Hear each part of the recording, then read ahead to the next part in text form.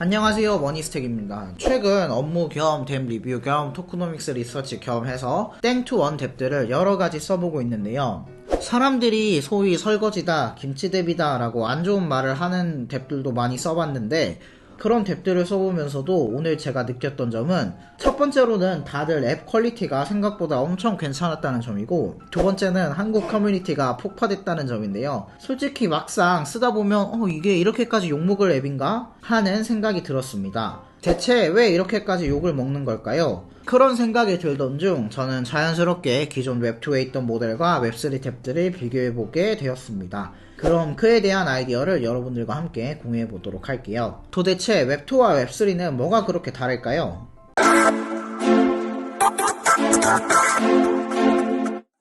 웹2 행동보상 모델의 가장 대표적인 어플인 캐시슬라이드나 캐시워크를 생각해보면 사실 웹3 뎨들에 비하면 경제적 보상도 진짜 얼마 안되는데 사람들이 다들 만족하면서 사용하고 있습니다. 특히 캐시워크 같은 거 한번 깔아서 사용해보면 1분만 봐도 어지러울 정도로 광고로 도배되어 있는 데다가 그거 봐본다고 해봤자 하나에 3원, 10원 이 정도의 보상만 책정되어 있는데도 다들 소위 앱테크라는 데에 만족하면서 잘 살고 있습니다. 제가 속물이라서 그런지 모르겠는데 저는 솔직히 저런 거 보면 내가 구독 누른다고 10원 챙겨주면 얘네는 프로젝트한테 구독 하나당 얼마씩 받아먹을까?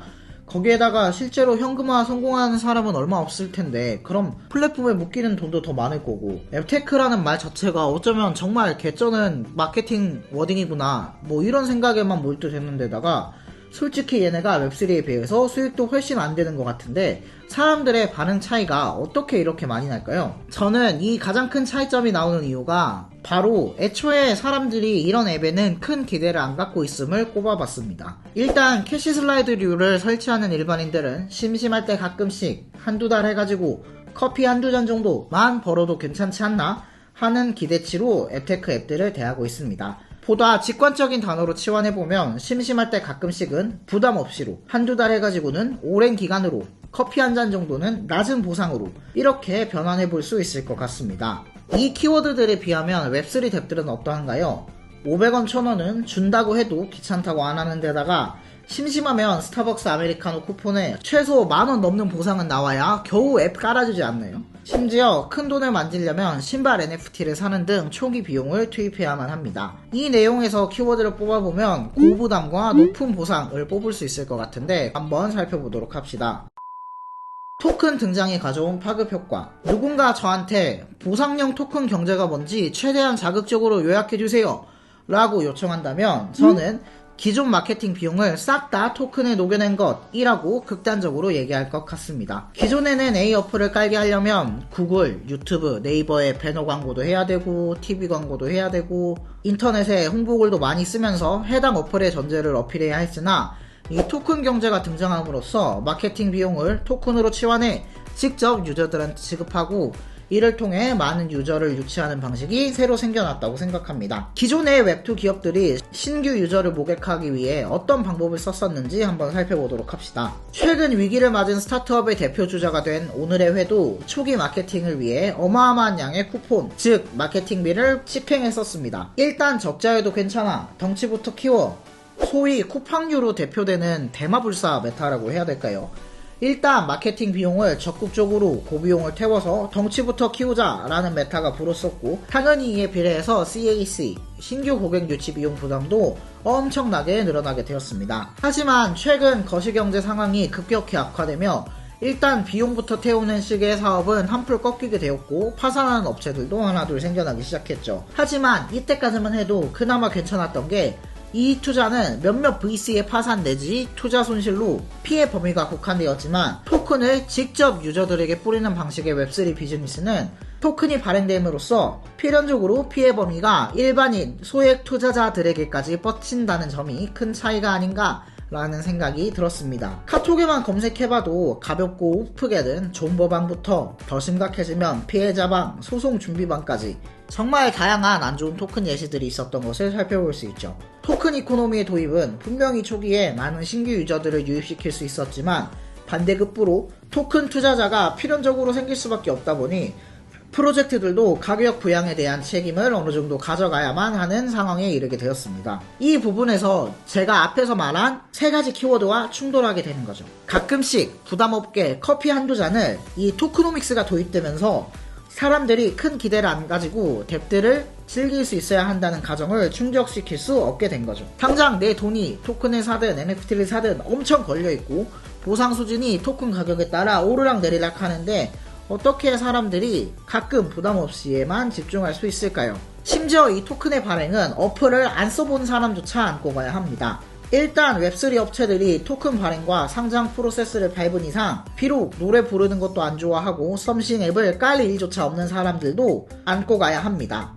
왜냐면 외부에서 앱을 안 써봤어도 썸씽을 투자할 수 있는 구조를 만들어 놓았으니까요. 저는 이 썸씽 앱이 되게 좋다고 생각해요. 노래도 되게 깔끔하게 잘 나오고. 그런데 저는 아무리 어플을 써봐도 썸씽 코인이 유저를 위해서도 그렇고 앱 활성화를 위해서도 그렇고 굳이 기대 이상의 가격 상승을 보여줘야 될 이유가 있나? 라고 생각해보면 사실 찾기 힘든 것 같습니다. 정말 노래를 좋아하는 사람들의 입장, 이 앱을 실제로 사용하는 유저들의 입장에서 보면 굳이 토큰 가격이 떡상까지 할 필요가 있나 싶기는 합니다. 이 어플 사용자들 입장에서도 그냥 부가적인 수익 정도? 서로 후원하면서 놀기에 부담스럽지 않은 정도의 토큰 모델이 어플 사용자 입장에서도 적합하지 오히려 토큰 가격이 너무 비싸면 부담감이 느껴질지도 모릅니다. 바로 여기서 어플의 실유저들과 토큰 투자자들의 니즈가 갈리는 지점이 발생하는 건데 현재 토크노믹스를 도입한 앱들이 이 부분에서 헤매고 있는 게 아닐까 하고 생각합니다. 일단 토큰을 발행해서 많은 유저를 유치하는 것은 성공했으나 그 이후에 앱들이 적합한 핏을 찾는 과정에서의 잡음이 많이 발생하고 있습니다. 퀴즈톡을 예를 들면 퀴즈톡의 경우 토크노믹스를 광고주가 퀴즈톡에서 광고를 하고 싶으면 웨버에서 큐티콘을 사가지고 플랫폼에 결제를 하는 구조로 짜놨는데 만약 이 큐티콘이 비싸지면 그만큼 광고주들이 큐티콘을 사서 광고를 집행하는데 부담을 느낄 것이고 그렇다고 광고 단가, 큐티콘이 필요한 개수를 줄이면 생각만큼 원활하게 토큰 순환이 안 일어날 테고 마찬가지로 사실 퀴즈톡도 흥미를 느낄 수 있는 유저들의 파이가 어느 정도 제한되어 있고 이 역시도 결국에는 마찬가지로 플랫폼에 맞는 단가와 사이즈가 정해져 있을 텐데 이 사이즈에 맞는 최적점을 찾아가는 모델과 토큰 가격 상승을 견인하는 모델에 간극이 굉장히 많이 벌어져 있다고 생각합니다. 그나마 지금은 주로 해외 진출 및 파트너 추가라는 내러티브로 상승에 대한 의지를 피력하고 있긴 하지만 결국 이것도 시간이 지나면 다시 한번 고착될 거라고 생각합니다. 현 시점에서 제가 느끼기에 지속 가능한 웹3 뎁이라 함은 가격 드라이븐이 아닌 실사용자 중심의 지속 가능한 속성을 가진 토크노믹스 설계가 가장 적합한 BM이라는 생각이 들었습니다. 실사용자들이야말로 그 앱을 지속적으로 사용해줄 실고객입니다. 플레이 투 earn에서 earn이 아닌 플레이가 강조되는 뎁들이 결국 살아남지 않을까요?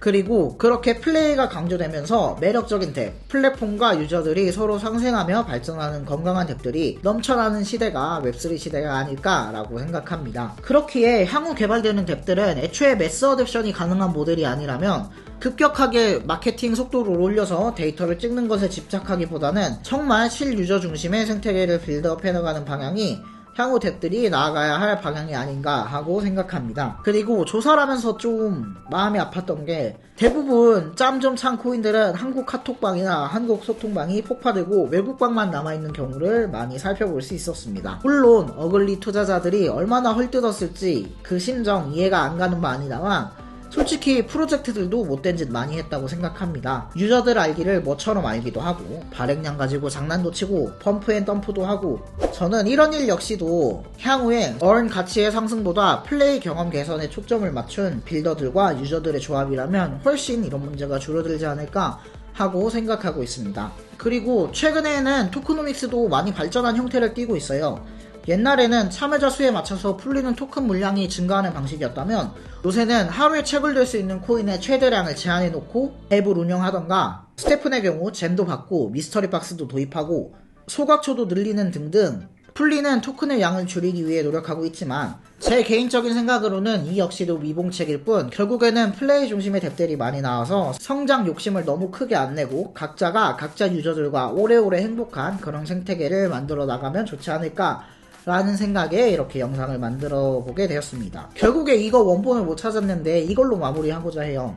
옛날에 신사임당님이 했던 이야기인데 한 할아버지가 공원에서 자기네들끼리 재밌게 떠들고 있는 애들한테 가서 할아버지 앞에서 떠들어만 주겠니? 그럼 4,000원씩 줄게 하니까 애들은 어차피 재밌게 떠들고 있던 거 돈도 주니까 재밌게 떠들었대요. 그러다가 할아버지가 돈이 떨어져서 2,000원씩만 줘도 될까? 하니까 그래도 재밌게 떠들었대요. 그러다가 할아버지가 어느 날은 이제 돈이 다 떨어져서 오늘은 그냥 떠들어만 줄 수 있겠니? 라고 하니까 애기들이 싫어요 할아버지 우리 저기 가서 떠들자 라고 했다고 합니다.